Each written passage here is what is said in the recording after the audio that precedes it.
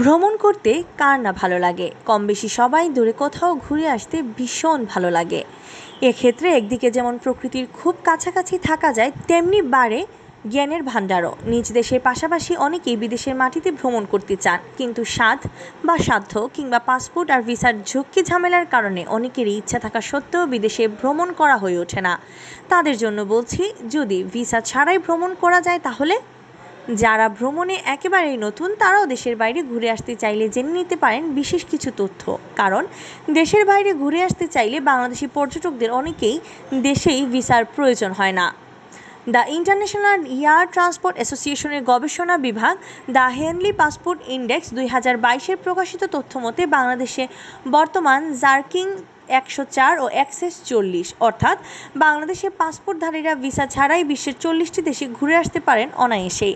40টি দেশের মধ্যে এশিয়ার 6টি, আফ্রিকার 16টি, ওশেনিয়ার 7টি, যুক্তরাষ্ট্রের 1টি, ক্যারিবীয় অঞ্চলের 10টি দেশ অন্তর্ভুক্ত রয়েছে। সর্বনিম্ন 28 দিন থেকে সর্বোচ্চ 90 দিন পর্যন্ত এভাবে আপনি বিদেশে ভ্রমণ করার সুযোগ পাবেন। যদি আপনার বাজেট হয় কম এবং আপনি যদি ভ্রমণ পিপাসু হন, তাহলে ভিসা ছাড়াই ঘুরে আসতে পারবেন ভুটান, ইন্দোনেশিয়া, মালদ্বীপ, Nepal, Sri Lanka, British Virginia islands, cap Verde দ্বীপপুঞ্জ, ক্যামরস দ্বীপপুঞ্জ, কেনিয়া ও বলিভিয়ার বিভিন্ন স্থানে। শুধু পাসপোর্ট থাকলেই এসব দেশে ঘুরে আসতে পারেন, কোনো ভিসাই লাগবে না আপনার।